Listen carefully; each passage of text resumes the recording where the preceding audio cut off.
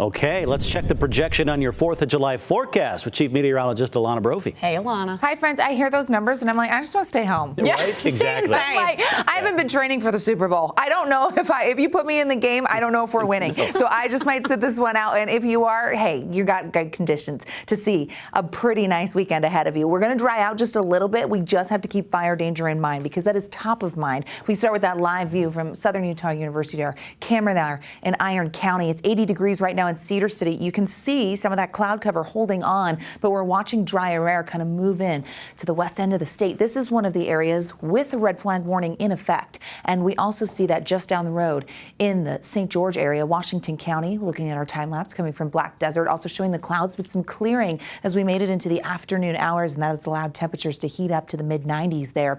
Red flag warning for the West Desert, down towards Washington County, over into King County and near Lake Powell. This is important because the weather pattern isn't playing ball, which means you don't want to bring fireworks into the mix. We've got very dry conditions. The winds are going to increase in the areas in pink here.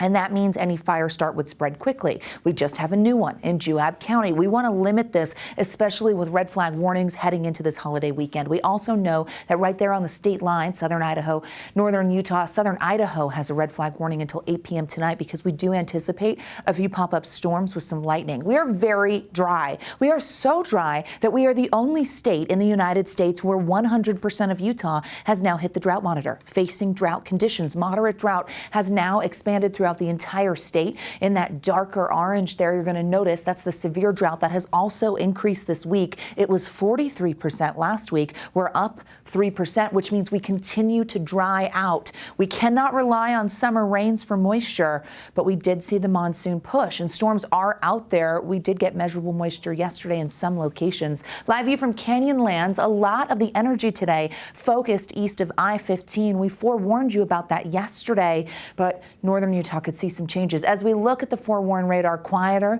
in southern Utah, but over towards Milford, we had a few storms. Green River, near Grand County and Moab, you can see Colorado more active. And then the northeastern corner of the state, Duchesne County has seen decent lightning. These are slow-moving storms this afternoon. Satellite radar shows an approaching front. That's going to bring the potential for a few pop-ups in northern Utah this evening. You also notice the storm progression from south to north. Monsoon flow there, noticeable with the positioning of the high pressure. So interesting setup as we're heading into the holiday. Live view from Tooele. We've got cloud cover as you look towards the Great Salt Lake and Antelope Island. Temperatures in the 80s, so some of that cloud cover now limiting daytime heating. We were 90 degrees in Salt Lake.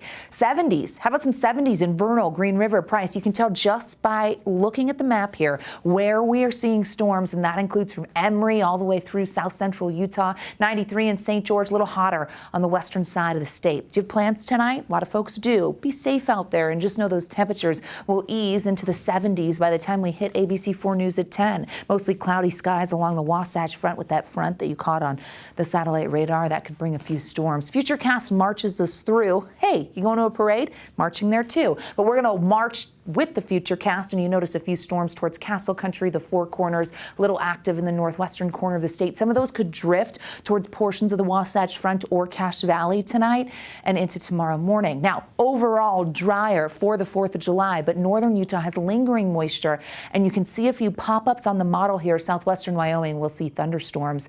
So we just know we have to keep our eyes to the skies for the afternoon and evening for the 4th of July. I would say north of I-80, but Salt Lake could see a storm. I'm not ruling it out. Drier, hotter following that. The holiday weekend dries out with quieter conditions, and the heat starts to kick it up a notch. You ready for that? I hope you're ready for that. As we look at flash flood potential, it really declines in all of the areas we love, with the exception of the San Rafael swell. A lot of folks camp the swell, so tomorrow it is possible. There's that high pressure. Four Corners high brings in drier air, warmer conditions. We're going to watch as that high pressure kind of centers up over Utah as we head into the midweek. That will assist in bringing the possibility of triple digits to the Wasatch Front while they camp out in southern Utah. You know where the heat's going for the holiday? St. George. It stays there. 80s and 90s for tomorrow. 95 in Moab. Century mark in Washington County. Looking at the next 7.